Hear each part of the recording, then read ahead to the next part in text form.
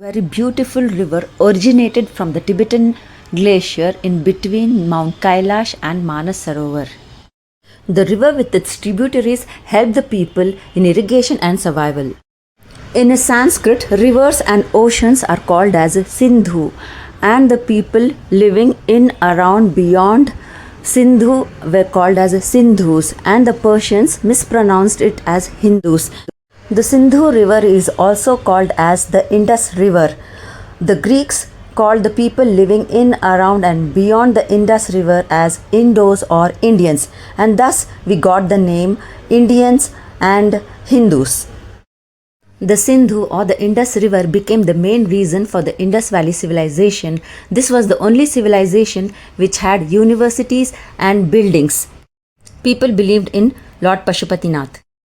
At the same time, in the southern parts, there were indigenous Neolithic pastorals, hunters-gatherers community and agriculturalists. They were called as Dravidians and they had their own culture and tradition.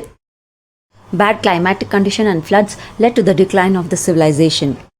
Then came the Vedic period with Indo-Aryans settling down in the Sapta Sindhu.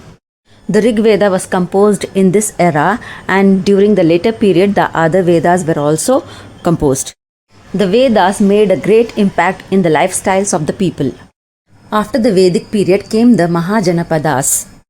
The Sapta Sindhu region, the Gangetic plain and the Dravidian plateau were together ruled by different kings in different regions.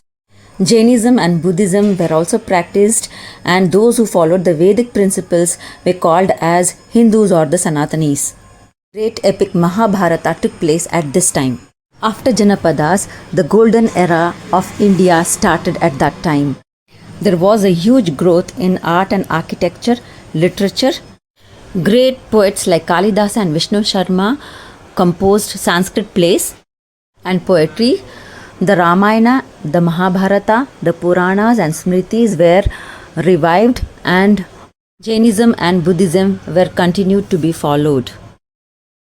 Further, the Maha Upanishad stated Vasudha Eva Kutumbakam, which means the world is a family. One of the 12 apostles, Saint Thomas, arrived in India and spread Christianity. Guru Gobind Singh, the last and 10th Guru, made Guru Granth Sahib as the ultimate Guru.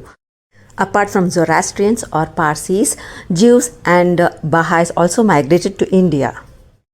Bhayamiti Haratam, meaning remover of fear or one who is engaged in search of knowledge, is the meaning of Bharat in Sanskrit.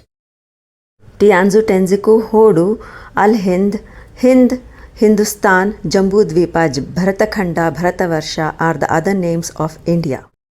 We had different flags with different rulers in different times. Our flag Tiranga was finalized in the year 1947. The Alvas and the Nayanars started the Bhakti movement in the south, and later on it spread across India.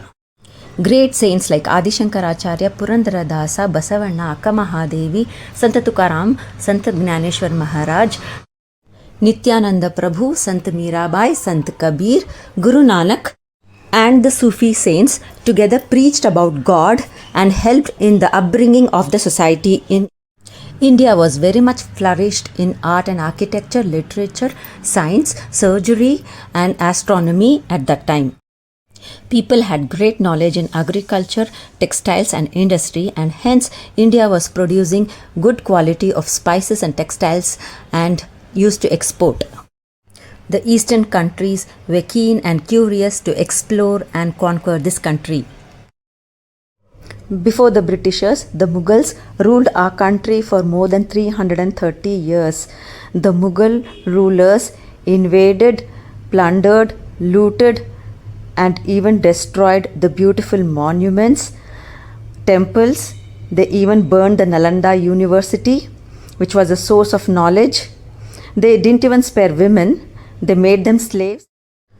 With the fear of the invaders assaulting them, women started covering themselves with blankets and veils to escape from the invaders.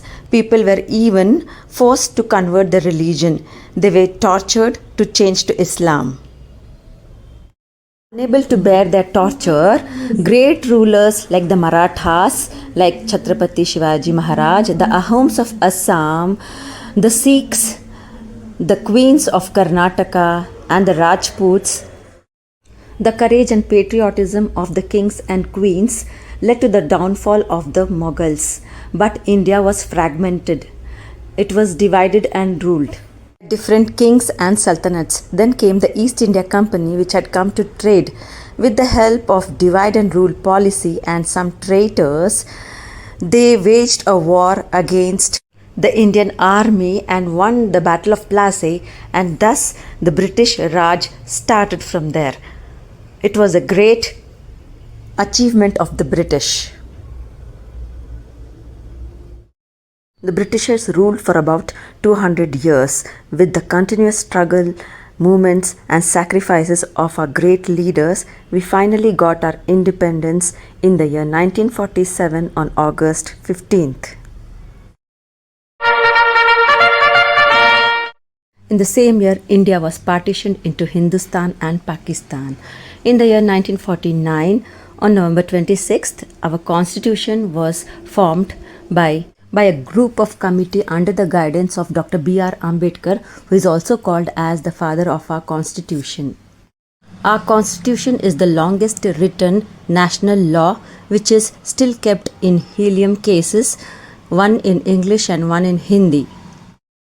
On Independence Day, our flag is hoisted from the bottom to the top, representing assent and freedom. And on the Republic Day, the flag which is already on the top is just unfurled.